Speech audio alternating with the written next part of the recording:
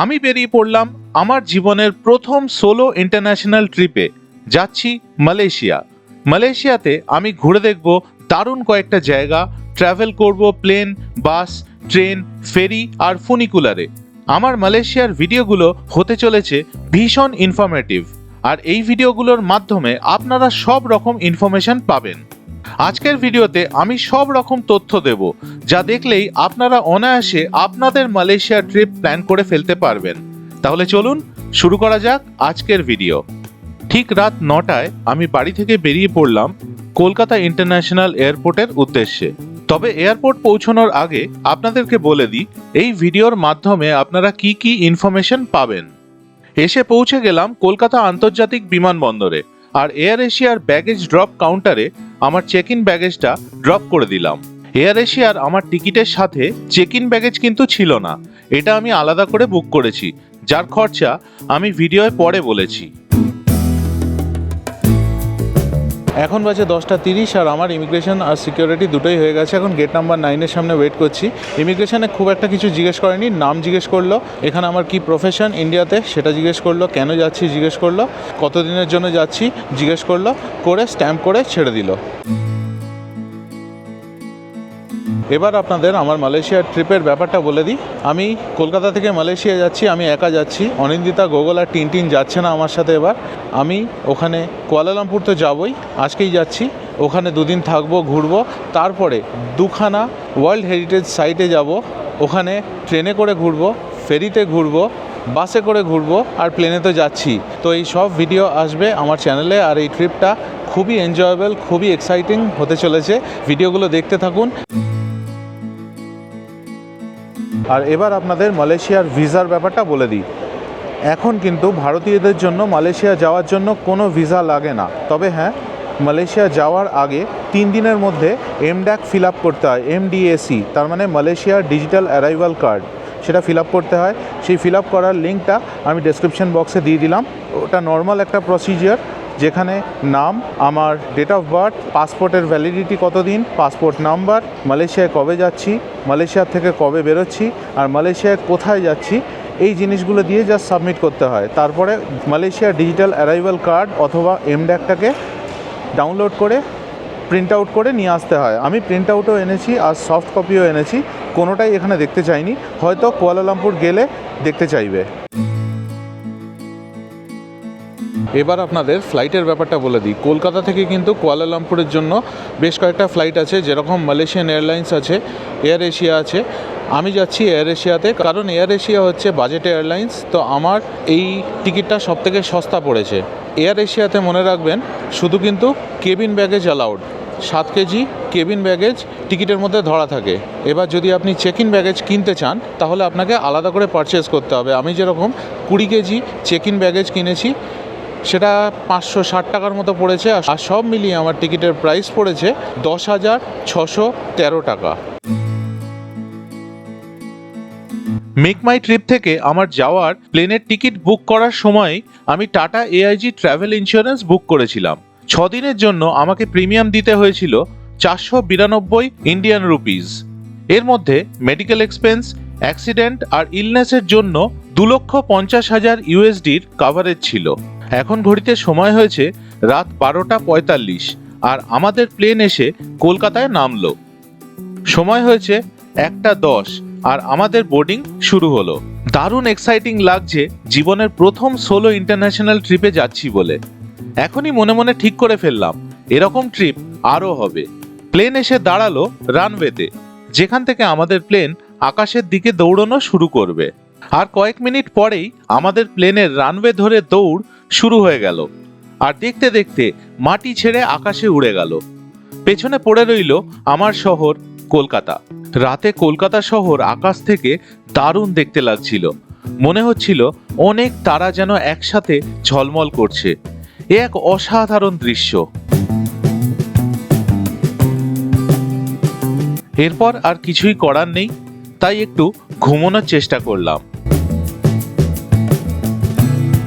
চেষ্টা করবেন প্লেনে বাঁ দিকে উইন্ডো সিট নেওয়ার, তাহলে কপাল ভালো থাকলে এক অসাধারণ সূর্যোদয় দেখতে পাবেন। এরপর সকাল হতেই আমাদের প্লেন আস্তে আস্তে কুয়ালালামপুর ইন্টারন্যাশনাল এয়ারপোর্টের দিকে এগিয়ে চলল আর কিছুক্ষণের মধ্যেই ল্যান্ড করে গেল।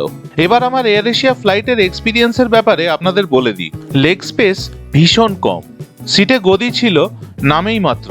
সব থেকে অদ্ভুত লাগলো এরা এক গ্লাস জলও ফ্রিতে দেয় না। জল খেতে হলে একটা ছোট্ট জলের বোতল কিনতে হবে 3 রিঙ্গিত বা 80 ইন্ডিয়ান রুপিস দিয়ে। ঘড়িতে এখন সময় হয়েছে 7:50 লোকাল টাইম, মানে মালয়েশিয়ান টাইম। আমি পৌঁছে গেলাম কুয়ালালামপুর ইন্টারন্যাশনাল এয়ারপোর্টে। দারুণ লাগছে, একটা নতুন দেশে চলে এলাম। মালয়েশিয়াতে পা রাখলাম আমি। এখন আমি এগিয়ে যাচ্ছি ইমিগ্রেশনের দিকে, যে বেল্টে ব্যাগ আসবে সেই দিকে। এটা একটু খুঁজে নিতে হবে, কারণ যতদূর মনে পড়ছে প্লেনে অ্যানাউন্স করেনি কোন বেল্টে আমাদের ব্যাগগুলো আসবে। এয়ারপোর্টে এসেই কিন্তু আমি বাড়িতে জানিয়ে দিতে পেরেছি যে আমি পৌঁছে গেছি, কারণ এখানে হাই স্পিড ওয়াইফাই আছে, ফ্রি ওয়াইফাই। সেটা কানেক্ট করে হোয়াটসঅ্যাপ কল করে জানিয়ে দিলাম। আর সিম এরপরে নেবো, কারণ আমি রোমিং করিয়ে আসিনি।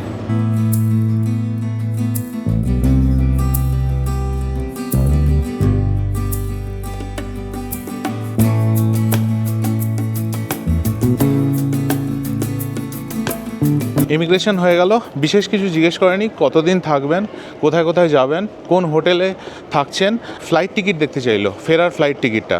তারপর ফিঙ্গারপ্রিন্ট নিল, নিয়ে স্ট্যাম্প করে ছেড়ে দিল। আর এখানে 10 নম্বর বেল্টে আমাদের লাগেজ এসছে আমাদের ফ্লাইটের। তো লাগেজ কালেক্ট করে এবার বাইরে যাচ্ছি।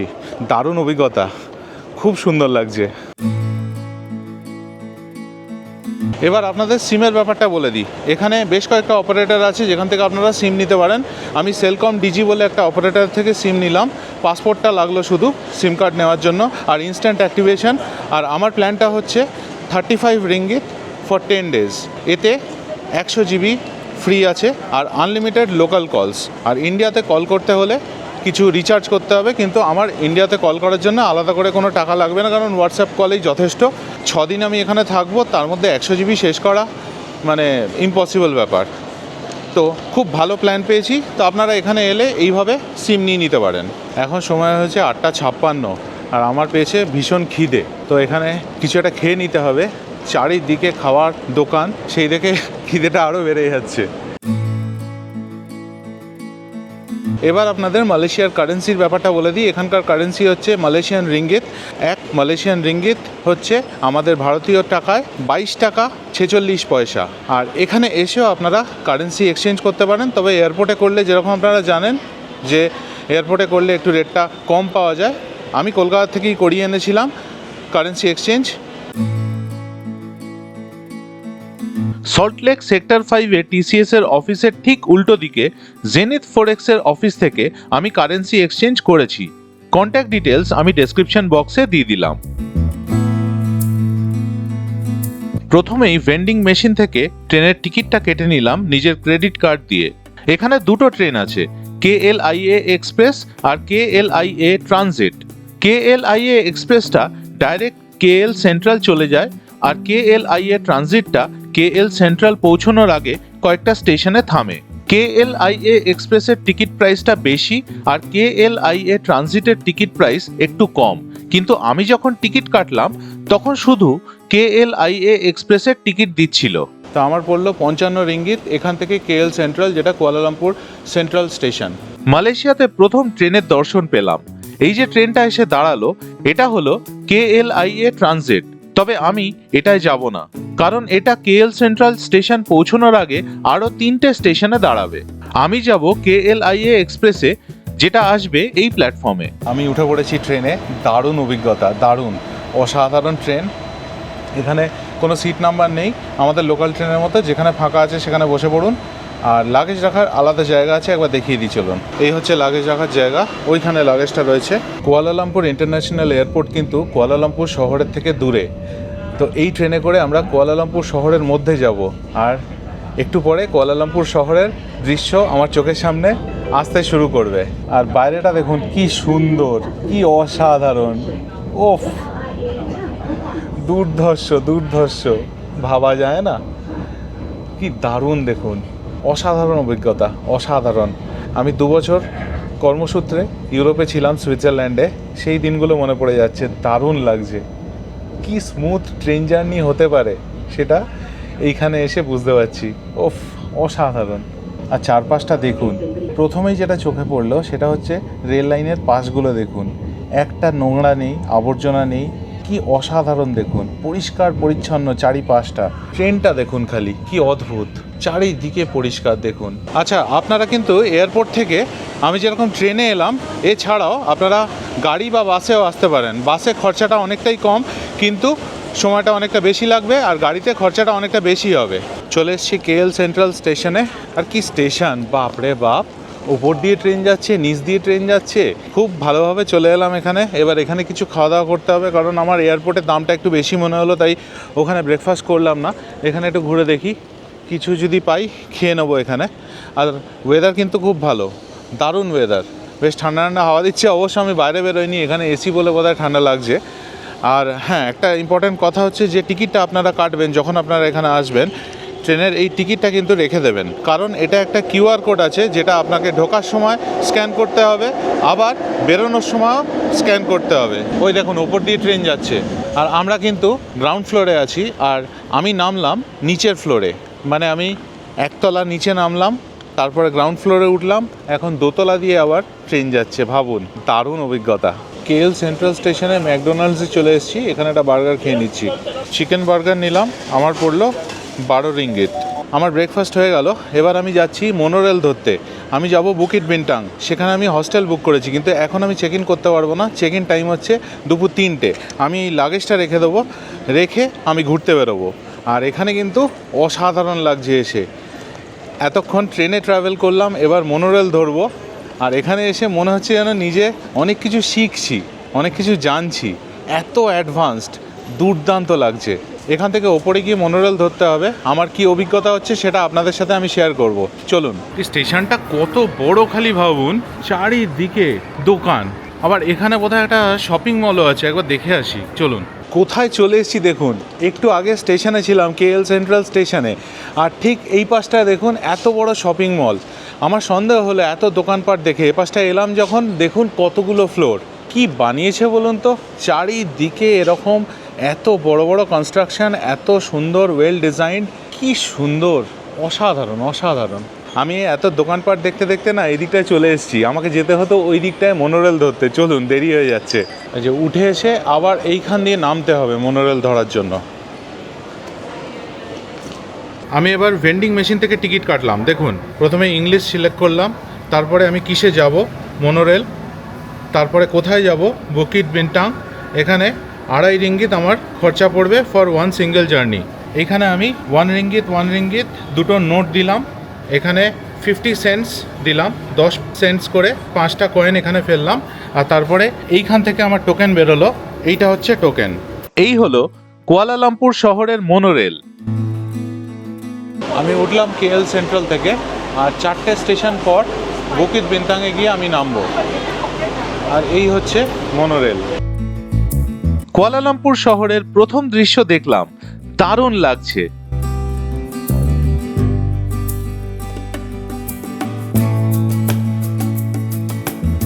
দারুণ লাগছে, অসাধারণ অভিজ্ঞতা হচ্ছে।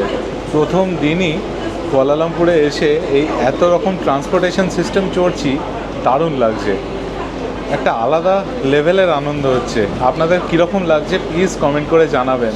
অদ্ভুত লাগছে আমার। কুয়ালালামপুর শহরে আপনারা কিভাবে ঘুরতে পারবেন সেটা এবার বলে দিই। আপনারা পাবলিক ট্রান্সপোর্ট যেমন মোনোরেল, বাস, ট্রেনে ঘুরতে পারেন। এভাবে ঘুরলে খরচা খুবই কম হবে, আর কুয়ালালামপুর শহর ভীষণ ভালোভাবে পাবলিক ট্রান্সপোর্ট দিয়ে কানেক্টেড। এছাড়াও আপনারা ক্যাবে করে ঘুরতে পারেন। এখানে ক্যাবের অ্যাপ হলো গ্র্যাব, তবে এভাবে ঘুরলে খরচা অনেকটাই বেশি হবে। এবার মোনোরেল থেকে নেমে পড়লাম বুকিট বিনটাং স্টেশনে। এই হলো চারিপাশের দৃশ্য, আর এই হলো মোনোরেল স্টেশন যেখানে আমি নামলাম। এটা হলো বুকিট বিনটাং এর ক্রসিং। আর এই দেখুন, বুকিট বিনটাংয়ে দাঁড়িয়ে পেট্রোনাস টুইন টাওয়ার্সের একটা টাওয়ারের প্রথম গ্লিম্পস দেখতে পেলাম। আর এই দেখুন, এটা একটা বিরাট বড় মল, প্যাভিলিয়ন মল। সব আসবো, সব ঘুরবো। এটা আমাদের হস্টেলের একদম কাছেই এই প্যাভিলিয়ন মল, আর এই দিকে হচ্ছে আমার হস্টেল। চলুন হস্টেলে যাওয়া যাক আগে। এই কুয়ালালামপুর কিন্তু দুর্দান্ত হিপ অ্যান্ড হ্যাপেনিং জায়গা। দুর্দান্ত জায়গা। এটা কিন্তু মনে রাখতে হবে একটা মুসলিম প্রধান দেশ, কিন্তু তারপরেও এখানে যেরকমভাবে লোকজন গান বাজনা করছে, যেরকম আনন্দ করছে, যেরকম হিপ অ্যান্ড হ্যাপেনিং প্লেস, সত্যি অসাধারণ লাগছে এই জায়গাটায় এসে, দারুণ লাগছে। আপনাদের সাথে কথা বলতে বলতে আমি চলে এলাম আমার হস্টেলে। এই যে সামনে বোর্ড লাগানো রয়েছে দ্য বেড ক্যাপসুল হোটেল, এটাই হচ্ছে আমার কুয়ালালামপুরে থাকার জায়গা। আমি নেক্সট 3 দিন এইখানেই থাকবো, দ্য বেড ক্যাপসুল হোটেল, এই ফ্যারানাইট 88 শপিং মলের 5th লেভেলে। আর এখান দিয়ে আমাদের ঢুকে যেতে হবে।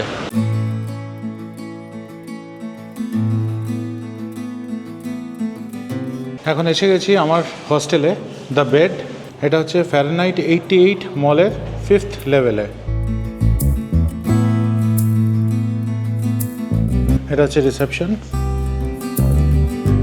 এই হস্টেলে ঢুকে নিয়মটা হচ্ছে প্রথমেই বাইরের জুতোটাকে খুলে লকারে রেখে সেখানে একটা জুতো রাখা থাকবে, সেটা পরতে হবে। এটা হচ্ছে আমার লকার, তার মধ্যে এই জুতোটা ছিল, এটা আমি পরবো। আর এই আমার জুতোটা এর মধ্যে ঢুকিয়ে রাখবো। ঢুকতেই চোখে পড়লো একটা দারুণ বইয়ের কালেকশন। এখান থেকে বই নিয়ে গেস্টরা পড়তে পারবেন। এবার এগিয়ে চললাম আমার বেডের দিকে। এটা হচ্ছে আমার বেড। এটা একটু বড়, আমি প্রিমিয়াম সাইজটা বুক করেছি। আর এই ছাড়াও এরকম বাঙ্ক বেডস আছে, উপরে একটা নিচে একটা করে। এখানে প্লাগ পয়েন্টস দেওয়া রয়েছে। এখানে একটা টেবিল মতো আছে ল্যাপটপ রেখে কাজ করার জন্য। এখানে একটা আয়না রয়েছে, হ্যাঙ্গার রয়েছে, লাইট রয়েছে, আর কমফোর্টেবল বেড। আর চেক ইনের সময় একটা টাওয়েল দিল, যেটা প্রত্যেক দিন ওরা চেঞ্জ করে দেবে। এটা হচ্ছে অ্যাক্সেস কার্ড, আর এটা টুথপেস্ট আর টুথব্রাশ। আর এইখানে লকার আছে, আমার নিজের তালা দিয়ে এটা লক করে যেতে হবে। এটা হচ্ছে জেন্টস কমন টয়লেট। এখন কেউ নেই তাই দেখিয়ে দিচ্ছি। এখানে বসার জায়গা, আয়রন করার জায়গা, এই পাশে বেসিন রয়েছে, ইউরিনাল। এইখানে কেবিন করা রয়েছে, স্নান করার জায়গা, খুবই পরিষ্কার পরিচ্ছন্ন।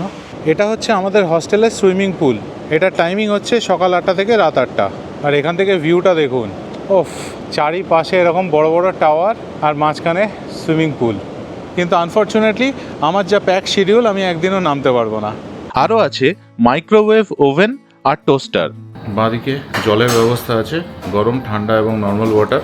আর ডান দিকে চা কফির ব্যবস্থা আছে।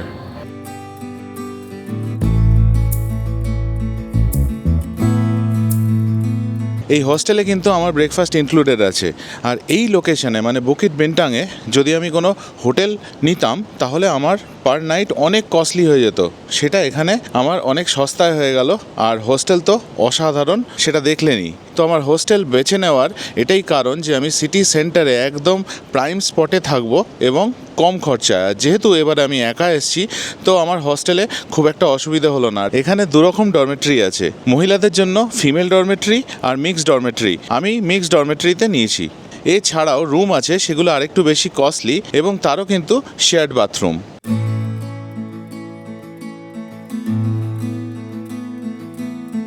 দ্য বেড বুকিট বিন্তাঙে আমার 3 দিনের জন্য পড়েছে 5,744 টাকা, যার মধ্যে ব্রেকফাস্ট ইনক্লুডেড। এই হোস্টেলে থাকার অভিজ্ঞতা আপনাদের সাথে শেয়ার করছি। আমি নিজে স্কুল লাইফে, কলেজ লাইফে কোনো দিন হোস্টেলে থাকিনি। এই প্রথমবার হোস্টেলে থাকছি, তাও আবার কুয়ালালামপুর বেড়াতে এসে। আমার পাশের বেডে যে ছেলেটি এসছে আজকে, সে জার্মানির। তার সাথে আলাপ হলো, দুর্দান্ত ছেলে। সে থাইল্যান্ড গেছিল, সেখান থেকে মালয়েশিয়া এসছে। সে তার অভিজ্ঞতা আমার সাথে শেয়ার করলো, আমি আমার অভিজ্ঞতা তার সাথে শেয়ার করলাম। দুর্দান্ত লাগলো। এর আগে যে ছিল এই বেডটায়, সে আরও সাংঘাতিক। সে কোথা থেকে এসছে আমি জানি না, খুব ভালো ছেলে, কিন্তু ইংরেজি কিচ্ছু বোঝে না। সে আমার সাথে কমিউনিকেট করেছে, হাত পা নাড়িয়ে, আমিও তাই করেছি। কিন্তু অসাধারণ। এইগুলোই সারা জীবন মনে থাকবে, এই অভিজ্ঞতাগুলো সারা জীবন চেরিশ করব। এটাই আপনাদের সাথে শেয়ার করার ছিল, তাই বললাম। আরেকটা কথা, মালয়েশিয়া বেড়াতে এলে এই রকম ইউনিভার্সাল ট্রাভেল প্লাগ অ্যাডাপ্টার অবশ্যই নিয়ে আসবেন। আজকের গল্প এই পর্যন্তই। এর পরের ভিডিওয়ে আপনাদের ঘুরিয়ে দেখাবো কুয়ালালামপুর শহরের দারুণ কিছু জায়গা। তার সাথে নিয়ে যাব আপনাদের পেট্রোনাস টুইন টাওয়ার্সের ওপরে। আর সেখান থেকে দেখাবো কুয়ালালামপুর শহরকে কিরকম দেখতে লাগে। এছাড়াও থাকবে বিভিন্ন ইনফরমেশন যা আপনাদের সাহায্য করবে আপনাদের নিজেদের মালয়েশিয়া ট্রিপ প্ল্যান করতে। তাই দেখতে থাকুন আমার চ্যানেল, আর ভিডিওটা ভালো লাগলে আমার YouTube channel travel with tag subscribe করার অনুরোধ রইল। ভালো থাকবেন।